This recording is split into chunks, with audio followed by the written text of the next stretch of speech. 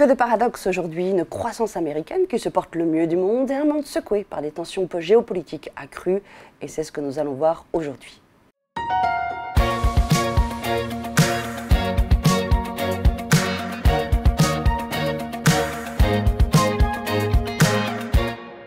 Pierre Barral, bonjour.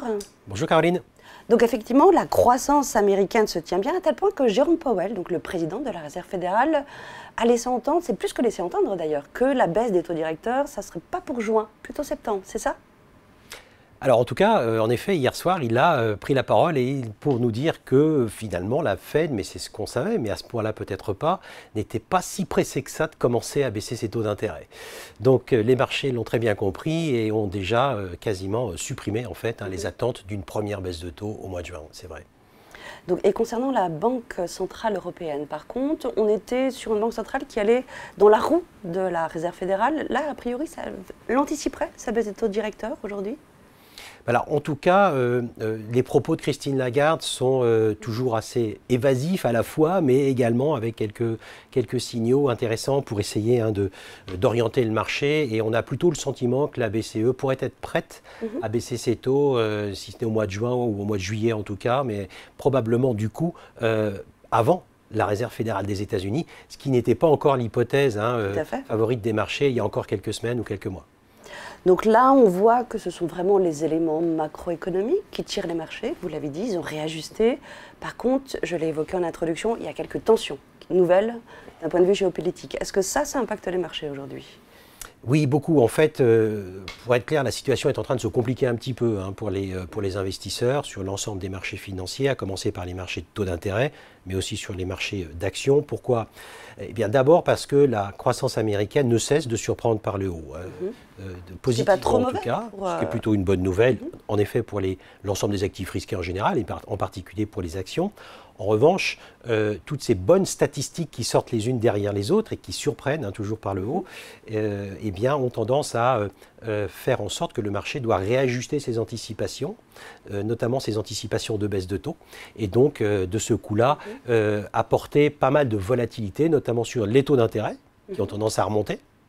Donc on a une courbe on parlait d'inversion de la courbe, est-ce que là elle s'inverse ou c'est juste un petit réajustement sur les taux longs? Alors, depuis quelques jours, les taux sont en train de remonter assez sérieusement aux États-Unis, un petit peu moins en Europe, mais par sympathie, surtout par les États-Unis, mais sont quand même également tirés par les États-Unis en Europe. L'ensemble de la courbe des taux, globalement, monte de manière assez homothétique. Tous les points de courbe montent à peu près de la même manière. On n'a pas trop de déformation de la courbe ces jours-ci, mais on a globalement un réajustement de l'ensemble des points de courbe de la courbe des taux. Et ça, c'est assez notable, notamment aux États-Unis. Alors, je l'évoquais lors de l'émission précédente, on a parlé du pétrole. Le pétrole qui a connu une augmentation depuis le début de l'année assez importante. Est-ce que là, les tensions que l'on connaît aujourd'hui nouvelles vont aussi impacter le prix à nouveau du pétrole? Est-ce qu'on voit les choses bouger à ce niveau-là aussi?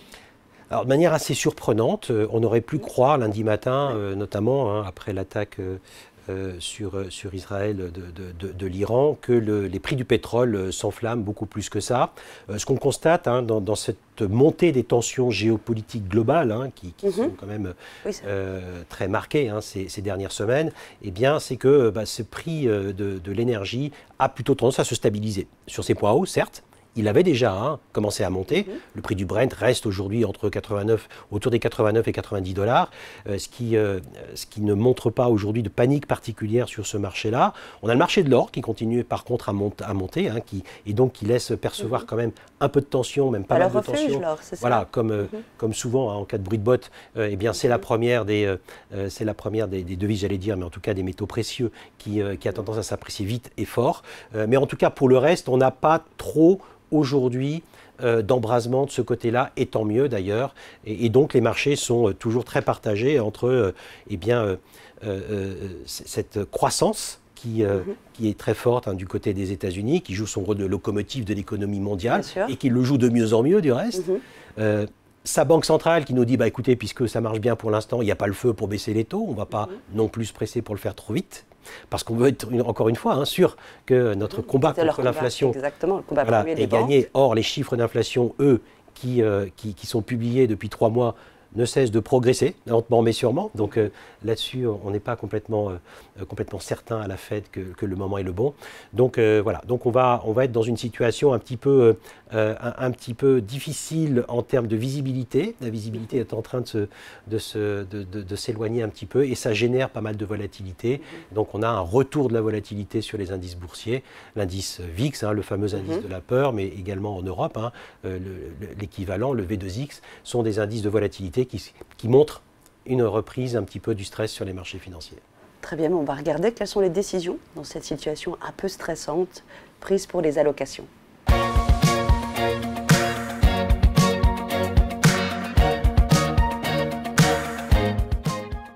Donc sur les allocations, vous restez positif sur les actions avec, je dirais, un léger biais sur la zone émue aujourd'hui. On est toujours dans cette configuration?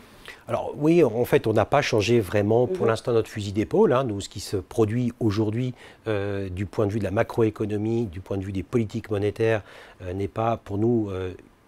n'a pas de quoi remettre en cause en fait notre scénario principal. On est toujours constructif sur les marchés d'actions. On pense que les marchés d'actions vont progresser dans cette configuration de croissance forte. Et en revanche, sur les taux, nous sommes toujours très prudents sur les taux longs.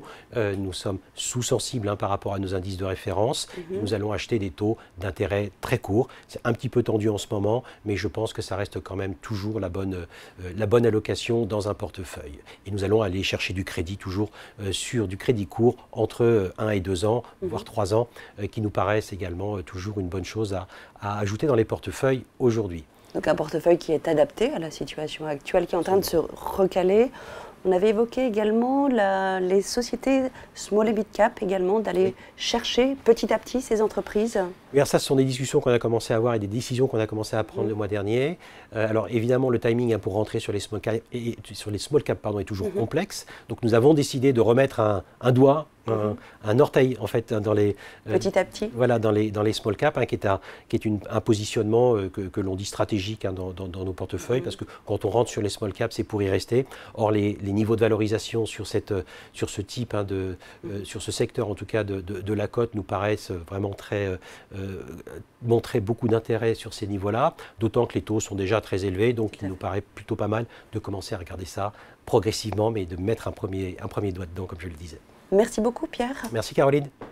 Merci à tous de nous avoir suivis. Donc nous allons suivre si ces tensions vont demeurer dans le contexte macroéconomique et également sur les marchés financiers, de quoi nous retrouver pour les prochaines émissions.